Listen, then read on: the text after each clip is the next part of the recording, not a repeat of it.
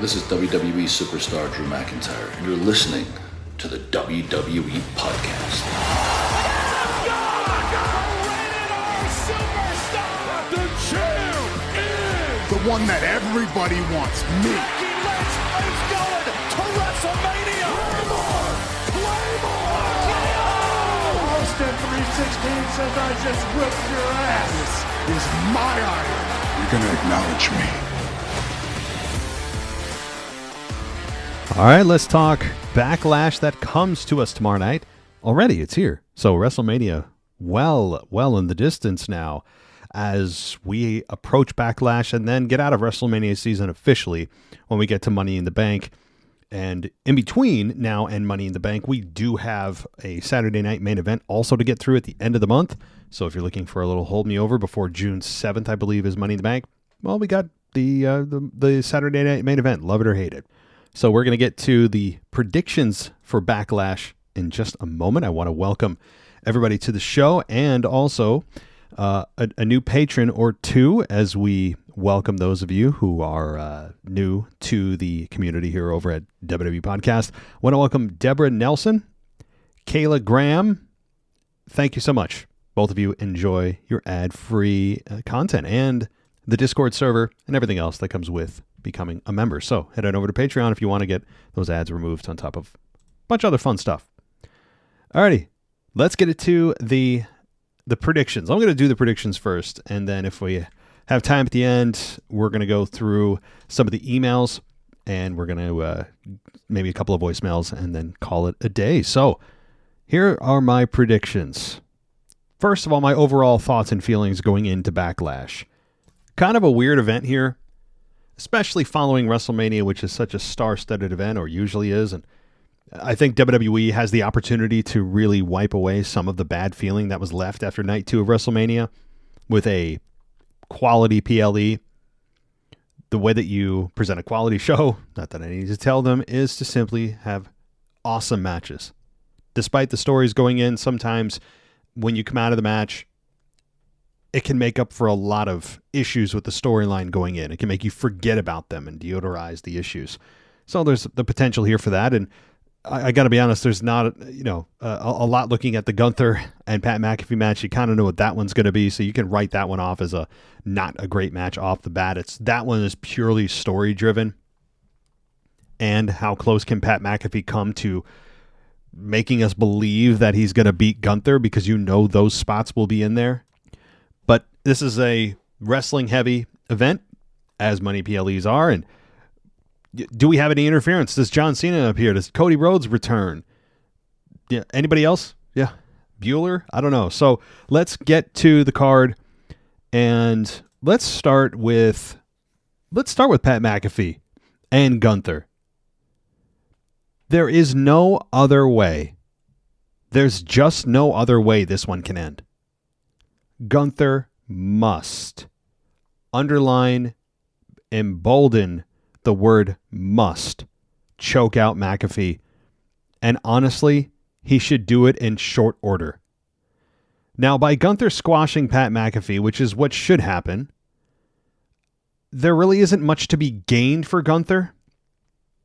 In fact, this entire match, there's really absolutely nothing for Gunther to gain and everything for him to lose. Or what's left after the debacle with the World Championship match that opened night 1 of WrestleMania. If you recall, he tapped out very quickly. And so there's really not a lot for Gunther to gain in this match.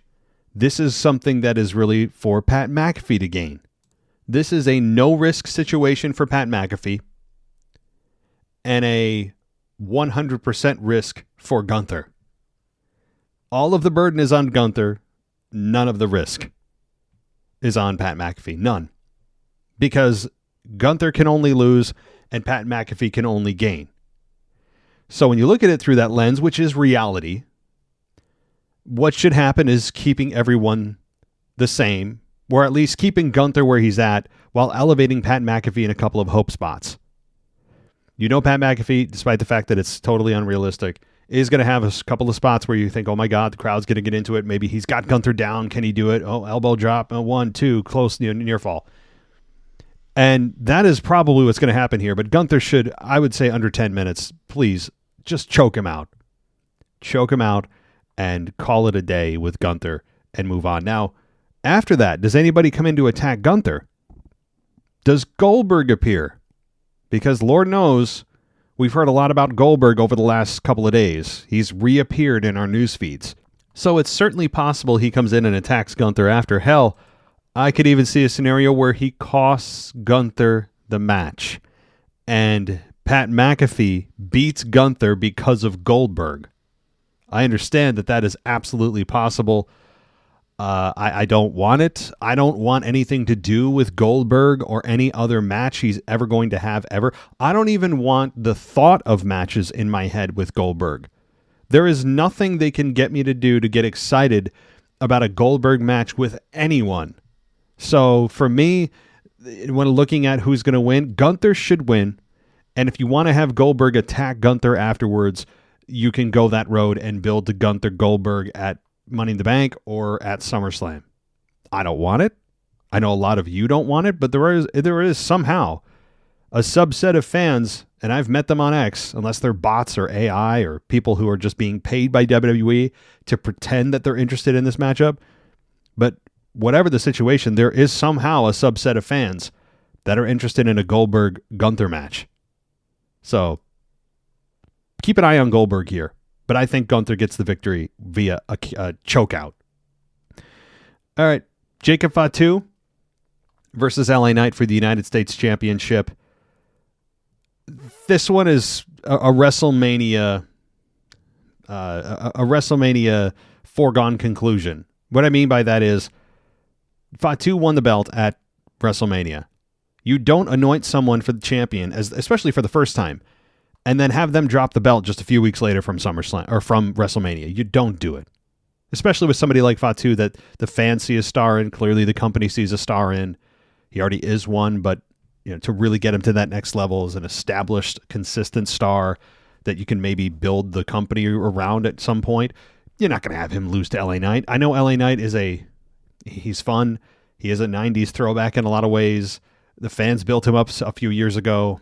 They never made him top champion because Roman was the top champion at the time, and they didn't have any plans for him to beat Roman Reigns for the belt.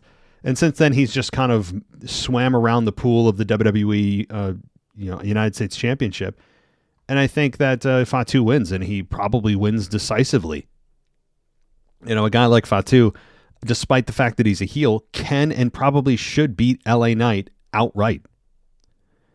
And sure, he could have help from his confidant there, right?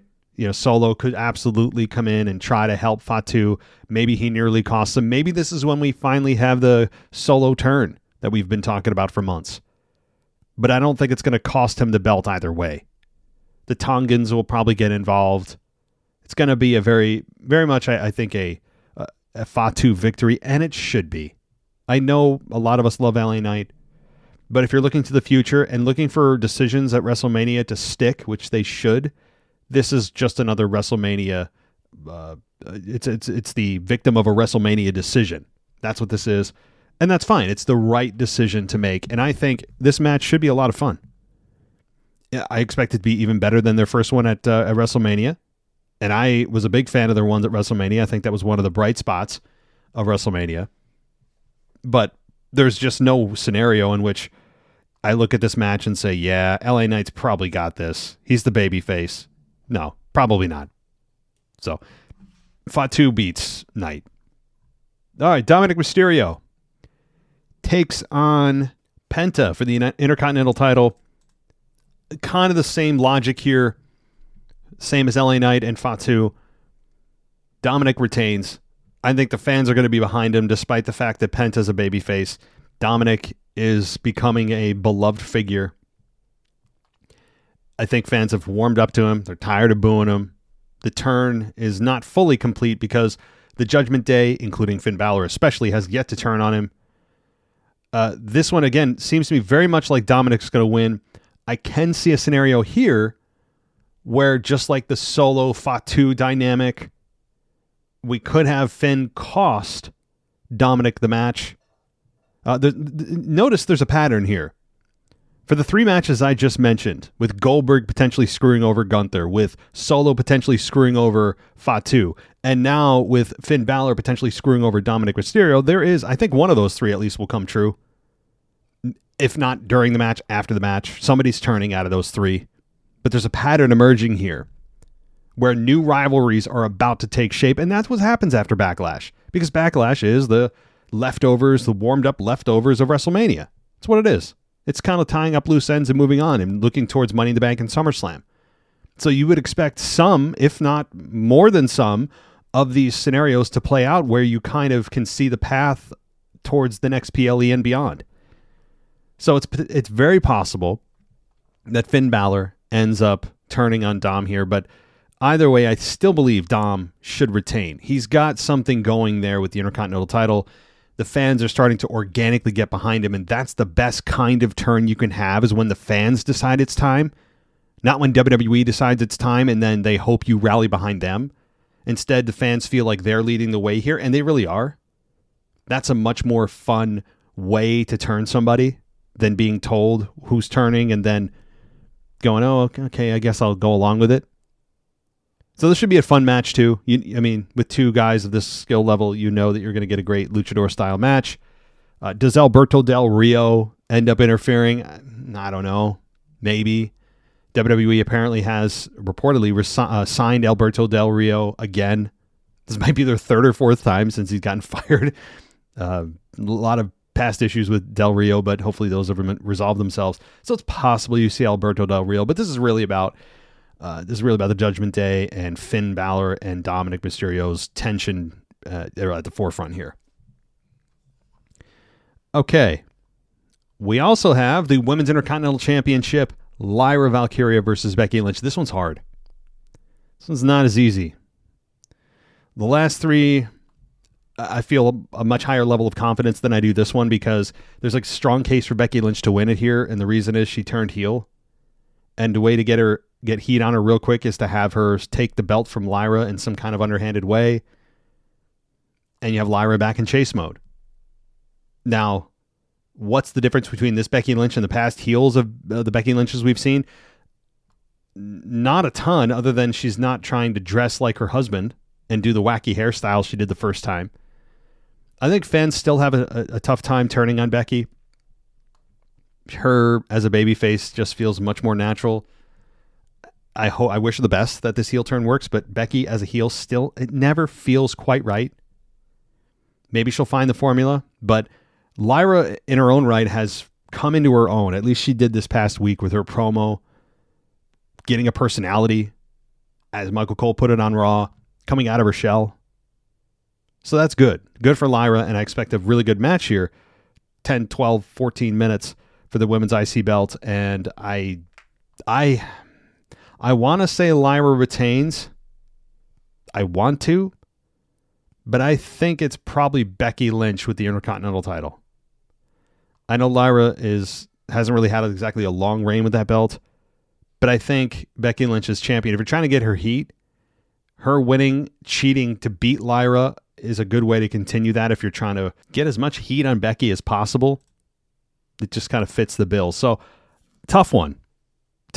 Stay away from it for you, you wagerers out there. I'd stay the hell away from this one unless you're feeling lucky. But I would say Becky Lynch probably wins, but my confidence level is not high on this. So then we have the Undisputed Championship, the Undisputed Universal Championship, although I think it's just called the WWE Undisputed Championship. John Cena versus Randy Orton. I think this is the last time I'll ever be able to say that. And that's kind of sad. I know we've seen it a million times in the past, but it's been a long time since they've been in the ring for a match together. I'm going to enjoy this just from a nostalgic standpoint. For me, even if the match isn't great, and I don't expect it to be great because of John's limitations and just the fact that he's just older and he's a step slower, and Randy's going to do what he can do. I expect it to be a very serviceable match, a very professional match, a much slower pace match. And that's fine with me. I don't need every match going 100 miles an hour. So I expect, this one to be 15, 20 minutes in a slow pace, though. So it'll feel extra slow, but fun. and nostalgic. I'm looking at this through the lens of nostalgia, not in terms of the lens of, oh man, they better have a 5-star match. I don't put that expectation on these guys. So, fun match. Ultimately, yeah, John Cena is going to win this. If Randy Orton wins, I don't know what they're doing. You don't have John Cena, one of the biggest stars in the company, turn heel and then have him drop the belt 3 weeks after he wins it at WrestleMania 41. You don't just, it'd be chaos if that happened. There's no need for that. This is John Cena's final months here as we roll to December.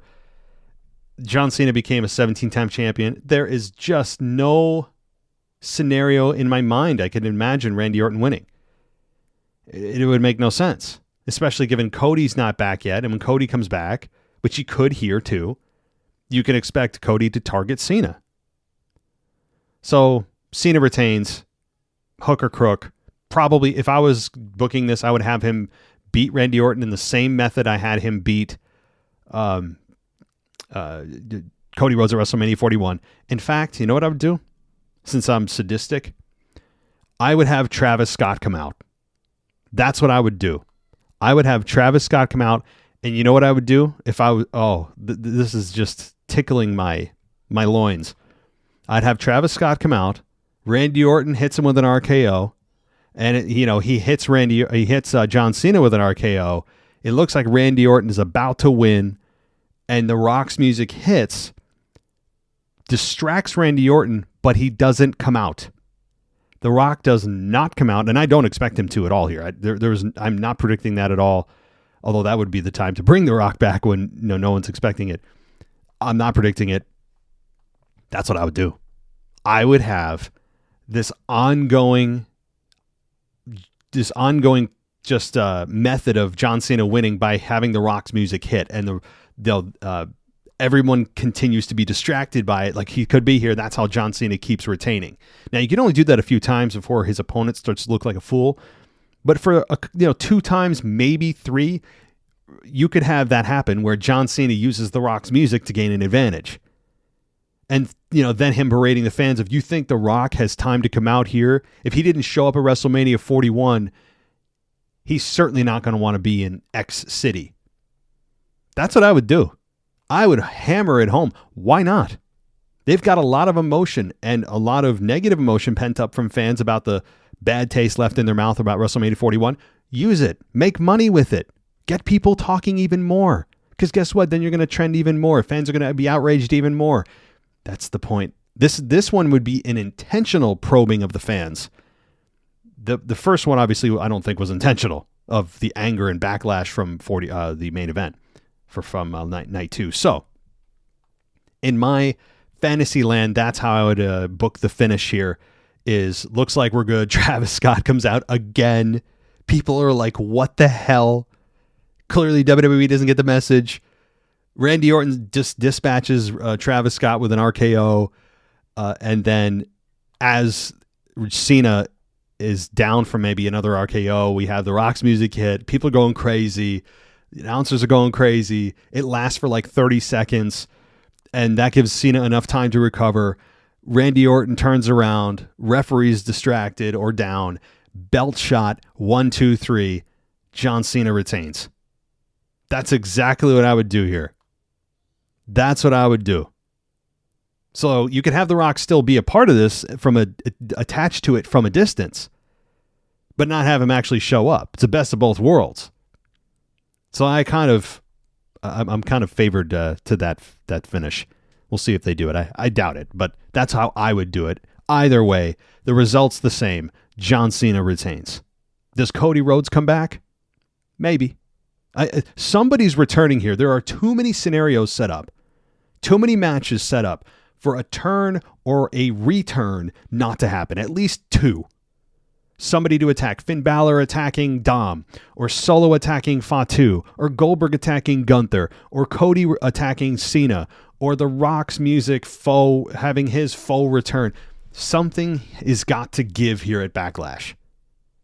So there it is. All right. Let's get to some emails here. I don't think we have a lot, just a couple. As we close out the show here, let's see. Who do I want to start with? I don't have many options, right? It sounds like a whole lot of options. I don't. So let's start with, yes, DJ. Let's start with you.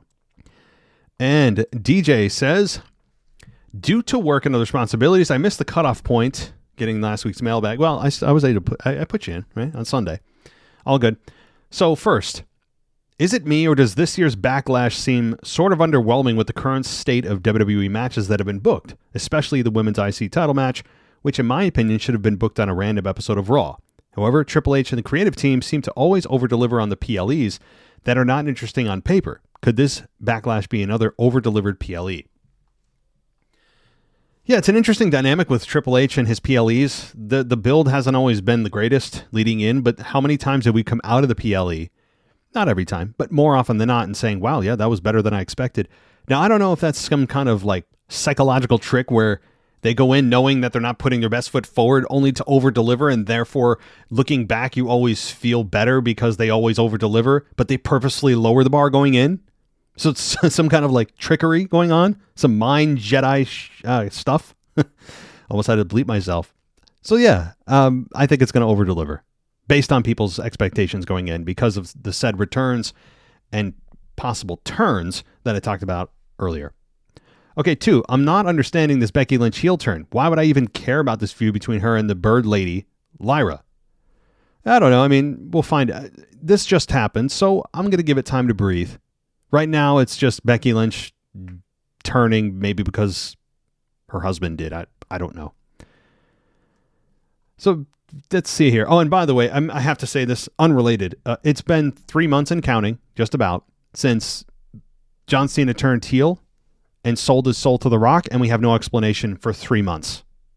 Just wanted to keep a tracker here. It's been 3 months with no explanation. I don't want to hear about long-term storytelling. That's bad storytelling. That's lazy storytelling. 3 months is just, it's inexcusable. So just wanted to put that out. I will periodically, as you hear my kids yelling in the background, I will periodically remind you about this abomination of storytelling. All right, so your predictions. You think that Cena wins by shenanigans or no shenanigans? Well, I don't know which one. So so Cena wins, but you're not sure if it's by shenanigans or not. Either way, same result. I would agree. Becky Lynch versus Lyra Valkyria for the women's Intercontinental title. Becky Lynch wins. Okay, so far we're in lockstep, DJ.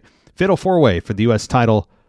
Jacob Fatu wins. Oh, that's right. It's a fatal 4-way. I don't know what the hell card I was looking at. I mean, to be honest, it doesn't change my prediction. I looked at I think I looked at CBS Sports. Well, somebody needs to tell them. I thought that didn't seem right. It just said that it was Jacob Fatu versus LA Knight. And I'm like, wait, what about Drew? And yeah, totally. Yeah, you're right. Thank you, DJ. It's a fatal 4-way for the U.S. title. However, doesn't change my pick. Jacob Fatu wins. Absolutely. Yes, Solo could still get involved. But Drew should have a big night. I expect him to. And I expect this to be a kick-ass match. Out of the entire card, this one certainly stands out as, if you're looking for pure wrestling and 5-star entertainment, this one is at the top of that list of expectations anyway. So Gunther versus McAfee. Gunther wins, but does Goldberg or Gilbert appear? Yeah, we are so far in the same space, DJ. I have fears about Goldberg. My fear is there, and I know people are going to cheer. I understand that we are a generation sick with nostalgia. I mean, it's an epidemic. We have a problem. We must be the first generation to have a real problem with nostalgia. I mean, that's all we're seeking it constantly. And I think a massive part of that is that we are the first generation to grow up with cell phones and be able to record our history digitally every step of the way. So you're able to constantly access your past and long for those days, where no other generation that has ever existed in human history has been able to do that. So I think that's a massive reason and kind of a problem where we're always living in the past and never in the now. I mean, we're all guilty of it. I mean, me too. I don't know how I got on that, but okay. Dirty Dom versus Penta for the Intercontinental title. Dirty Dom wins. Yeah. So, okay, DJ, we're 5 for 5 on our picks. And enjoy Backlash as well. Happy Mother's Day. And thank you for reminding me of that. Yes, happy Mother's Day to all the moms out there. Absolutely. All right. So let's get to, I don't know if I have another one, actually. It might just be a couple of voicemails left. So I may be totally wrong. But I'm refreshing here and seeing if anybody is inside of Patreon and has any messages for me. And no, we're good. Okay. So that means we're getting to the voicemails, and we'll do that right now. It's the French guy here, your current European champion. There's been a narrative going on in WWE executive as well as Triple H, Dwayne, all those things, and also the fact that they are showing the writer room, how they write the story and everything. Basically, they've been saying that, okay, first, it's a story. You don't have to take it that seriously. Okay, guys. And also that sometimes fans are supposed to act WWE the way they want to. Okay, guys, it's not like that. Okay, WWE, you need to chill out. Fans act the way they want. Fans act the way they want. If they want to cheer some guy that is a heel, they will do so.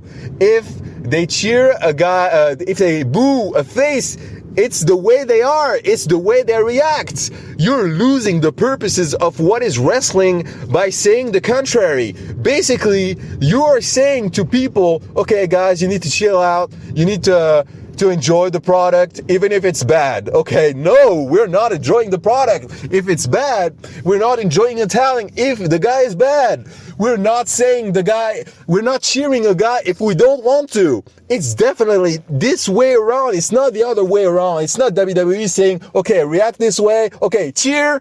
And the guys and the fans are cheering. No, it's not this way. People act the way they want. And that's the bottom line. That's the bottom line. Stop saying things like, okay, you need to chill out. You need to react this way. No, it's not that way. People act the way they want. And especially because it's not that serious, then we can be that vocal, then we can be so passionate about that. It's because it's a fictional story. It's because if we criticize a talent, if we criticize a storyline, what happens then? Okay, the guy may be not being pushed, the guy may be released. What's the worst that could happen? Exactly that. There's no real consequences to all of us reacting the way we are. And it's especially because of this that we can do so. There's no harm enjoying entertainment. There's no harm being vocal about not being satisfied about entertainment. That's it, guys. Bye. Alex, I mean, you preach, brother. Exactly. It's when WWE says these things, they can't honestly believe that the fans sitting at home are going to go, oh, okay, I've been a bad little fan. Tell me what to do and I'll do it. Are you kidding? They have to know this will have the opposite effect. It just creates more divisiveness. It drives the wedge further between WWE and their fans in terms of trust and goodwill.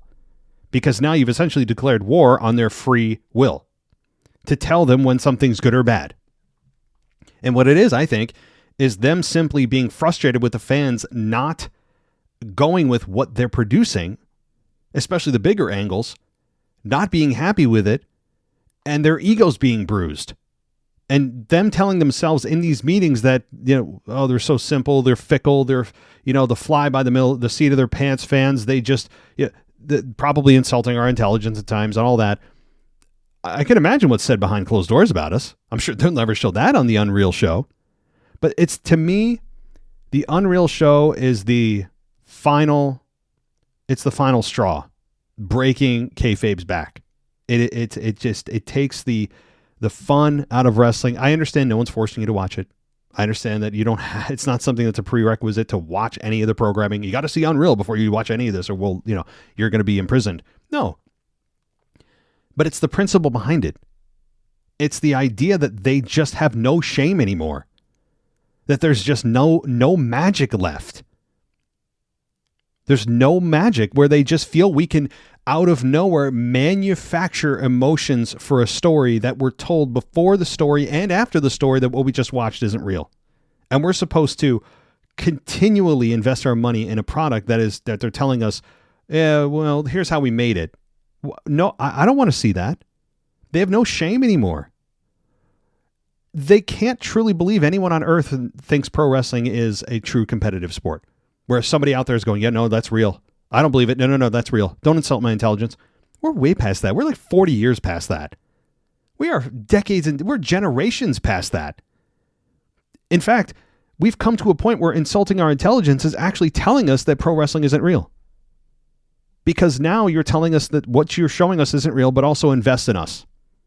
Get into the story, react, be loud, but also be loud for things you know aren't real. And we'll remind you they're not real every chance we get with post shows, with the Unreal the Unreal documentary docuseries we're going to show you. I mean, everything. It's incredibly it's narcissistic and also just plain stupid on their part to do that. They're undermining the last little bit of magic that there was, imagining what's going on in these rooms and the discussions of how they plan things.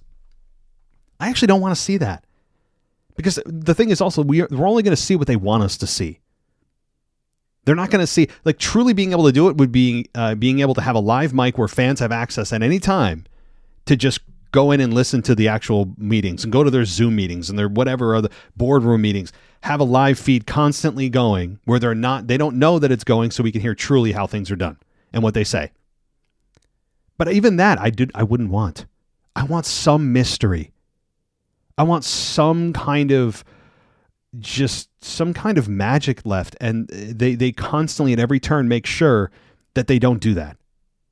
That they undermine their own product while we're watching the product.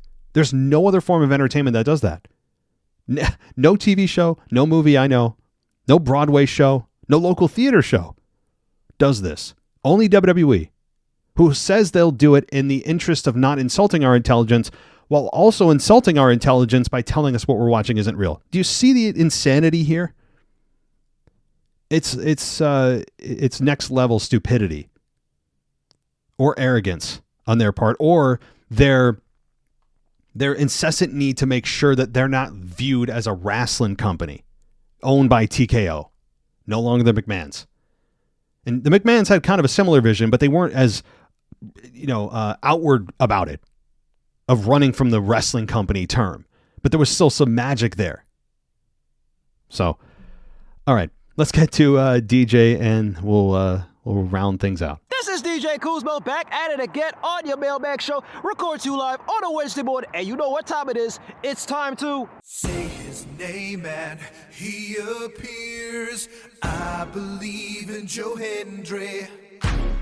I believe in Joe Hendry. That's right, folks. Joe Hendry is his name, as I take it to my 43rd episode of the Joe Hendry Report. And like always, coming to you live from an undisclosed location as I take you to a live episode. That's right, folks. A live episode of TNA Pro Wrestling live from Irvine, California as Joe Hendry opens the show. He mentions that he is still your TNA World Champion after successfully retaining the championship in the triple threat main event against Frankie Kazarian and Ethan Page from TNA Rebellion. And then the crowd serenades him with happy birthday chants because it was Joe Hendry's birthday. So shout out to Joe Hendry. Happy birthday, brother. It was also the 100-day mark as Joe Hendry surpasses that mark as the TNA World Champion. But after all of those things, he shifts his focus back to Trick Williams, the same Trick Williams that attacked him at TNA Rebellion, and then he came to NXT to call out Trick Williams, but then we got Dark State, and Dark State beat down on Joe Hendry. But on this episode of TNA Pro Wrestling, Joe Hendry calls out Trick Williams once again because he has some unfinished business with him. Trick Williams' music pops up, but then we don't see Trick Williams in the arena. We see him on the jumbo screen, and he says that he's not in the building, but he will be watching the main event match, and he says you better be careful because you got that little boo-boo, that little shoulder injury on your right side, so you better be careful, as Trick Williams says to Joe Hendry, I will be seeing you very soon. And that very soon is later on in the show as we fast forward to the main event. And this main event was Joe Hendry and the Hardys of Matt Hardy and Jeff Hardy versus Frankie Kazarian and the Nemeth brothers of Ryan Nemeth and Nick Nemeth. The same Nemeth brothers that defeated the Hardys at TNA Rebellion to become the new TNA Tag Team Champions. So we had this 6-man tag team match, which lasted 6 minutes and 48 seconds. We fast forward through the course of this main event match as Joe Hendry goes for 3 separate fall-away slams, one to Frankie Kazarian, one to Ryan Nemeth, and then one to Nick Nemeth. As he's about to go for the standing ovation choke slam on Nick Nemeth, here comes Trick Williams as he pulls Joe Hendry's leg. Then, as Jeff Hardy's about to go for the Swanton Bomb, and he sees Trick Williams because of what's going on outside of the ring, he gets distracted as Ryan Nemeth pulls Jeff Hardy's leg, and he falls down, and then all of a sudden, here comes the finish, as none other than Nick Nemeth goes for the Danger Zone, and 1, 2, 3, he gets pinned. Jeff Hardy gets pinned, and Frankie Kazarian and the Nemeth brothers get the victory. Now, post-match, once again, we see Trick Williams going for the trick shot on Joe Hendry and lays him out. This is the second time that Trick Williams does this to Joe Hendry. Now we get an announcement that for the next event for TNA Pro Wrestling, which is called TNA Under Siege, which will be happening on May 23rd, live from Ontario, Canada, it will be Trick Williams and Frankie Kazarian versus Joe Hendry and Elijah in a tag team match. And hopefully, just hopefully, Joe Hendry can get his hands on Trick Williams. And he appeared last night on NXT. Joe Hendry was featured on 3 segments of this episode. The first segment, Joe Hendry was included in a 6-man tag team match of Joe Hendry and the NXT Tag Team Champions, Hank and Tank, versus Dark State. The 3 members of Dark State, Coulter James, Dion Lennox, and Osiris Griffin. This match lasted 11 minutes and 42 seconds as we fast forward through the course of this match. After when Joe Hendry went for the fall-away slam on Coulter James, and then as he was about to go for the standing ovation choke slam on Coulter James, here comes none other than Trick Williams as he pulls Joe Hendry, and then Joe Hendry and Trick Williams brawl outside of the ring into the backstage area, giving Dark State the 3-on-2 advantage on Hank and Tank to get the victory via a pop-up powerbomb from Dion Lennox, and then Coulter James goes for the cover on Tank, and 1, 2, 3, Dark State get the victory. The second time that we saw Joe Hendry on this episode was during the 25-man Battle Royal number 1 contenders match, in which the winner would get a title opportunity against Obafemi at NXT Battleground, which will be happening on May 25th. Now, during the course of this Battle Royal, we got the appearance of not just only Joe Hendry, Elijah. And as he says, who wants to walk with Elijah, as he came to help out his friend Joe Hendry. But as none other than Trick Williams was eliminating both Rich Holland and Yoshiki, we saw Joe Hendry appear as his music came on, and Trick Williams got distracted, and then all of a sudden, Elijah eliminates Trick Williams, and Trick Williams and Joe Hendry brawl again as we had the security guards try to break these guys apart. Now we go to the third and final time that we saw Joe Hendry on this episode of NXT, and that was in the backstage area as Ava Raine, the general manager of NXT, talking to Joe Hendry and saying that she has had enough with his issues with him and Trick Williams, and it needs to come to an end. So she spoke to the director of authorities at TNA, Mr. Santino Morella, and he mentioned that they have agreed to book a match of Trick Williams versus Joe Hendry that will be happening at NXT Battleground, and that next week on NXT, we're going to have a contract signing where finally, just finally, Joe Hendry can get his hands on Trick Williams. Always remember to believe, say his name, always remember the words that Joe Hendry says, anytime, any place, at any show, and most importantly, always remember to do this. Wave your hands from side to side and say, oh, I believe in Joe Hendry. Joe Hendry is so prestigious. Once again, this is your guy, DJ Kuzmo. Have a blessed week. Be kind to one another. Stay safe, my friends. Believe and peace. You know, DJ, I think the WWE should give us some kind of royalty fee or some kind of promotional fee for all of the work we've done, or you have done, for letting us know about Joe Hendry. And Sure, we can go watch it ourselves, but let's be honest, the vast majority of fans are not keeping up with everything Joe Hendry does until he gets to the main roster. A lot of times, nobody pays attention until he gets to the main roster. And now you're being able to lay the foundational work for when he does. And we can not just look at him from when he started in WWE, but look at his entire body of work prior to WWE, what he did in TNA, what he did with Nick Nemeth and Trick Williams now. And sure, he's been in and out of the main roster, but we all know eventually he's landing there, and it's cool to hear everything he's doing. So thank you, DJ. Hope you enjoy Backlash. I will hopefully be in and out of that Discord chat and say hi to everybody. And let's get to our final voicemail, I believe. It's Kyle from Foster. So I want to talk about the Becky Lyra situation.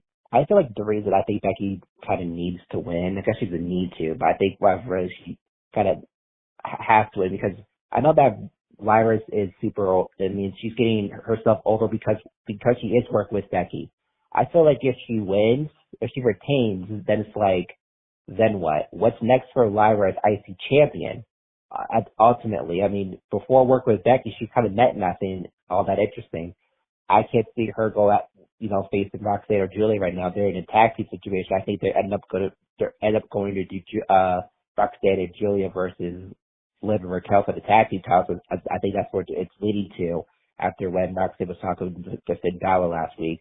So I feel like, or this past week, I feel like though is just the goal here. I feel like it's going to be Becky taking the title from Lyra, and that's when they'll let it happen. I know that Becky, as a heel, isn't really entertaining, or does it work? She's a natural baby face, but to make it, I guess it go either way. If Lyra retains, what does she do after moving forward to feud with that is intriguing and interesting for people to see her as champion? So I think that's why Becky's winning, to keep the feud going and have Becky feud with other baby faces on the show. So I think that's what it'll end up, and make the title more interesting as well. If Becky was the title, to get people to care about that belt. So that's why I feel like Becky's winning. But that's it. This will call. Bye. Thanks, Kyle. No, that's kind of what I was alluding to as well with what happens with Becky if she loses, then what? I mean, yeah, the momentum doesn't really make sense if she loses because you have to have Lyra continue her momentum and she's on the rise right now, but Becky Lynch also, where do you go from there? If she loses, it's like, well, yeah, she loses and she's a heel, so does anyone really care? And as you just alluded to, and I did as well, the fact that she's a heel doesn't really ever feel natural. It just never will. But, she's trying, and I can appreciate that, and she's doing the damnedest that she can and has learned from her first heel run. So you'd think this one would be better, but that also depends on what the WWE's plans are for her. The best way to maximize the potential of her being successful in this second round as a heel is to have her as champion and win it in a way that is a little bit shady. And that's how you do it, and have Lyra in chase mode. Babyfaces in chase mode almost are always in a better position than when they're holding the championship. Just look at Cody Rhodes as Exhibit A. So many of you wanted Cody Rhodes to win the championship at WrestleMania 40. Oh, the story. He does it.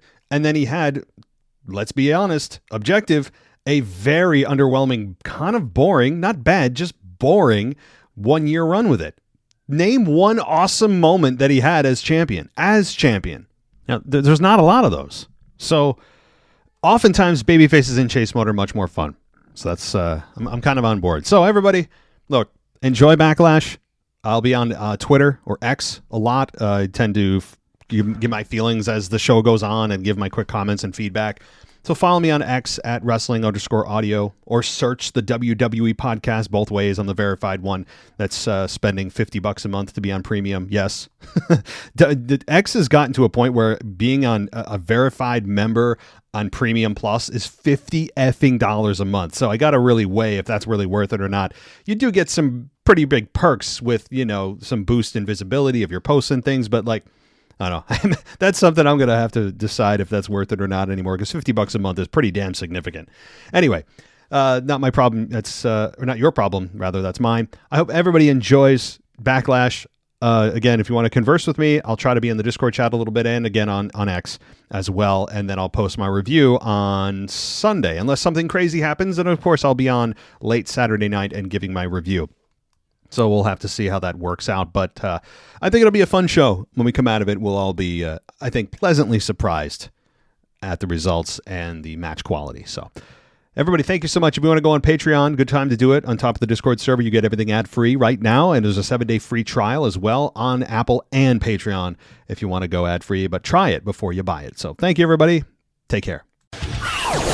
Thanks for listening to the WWE Podcast. Don't forget to subscribe on your favorite podcast app so you don't miss a show, or head to WWEpodcast.com. And for all of these shows ad-free, head over to patreon.com/WWE Podcast. Until then, we'll see you next time.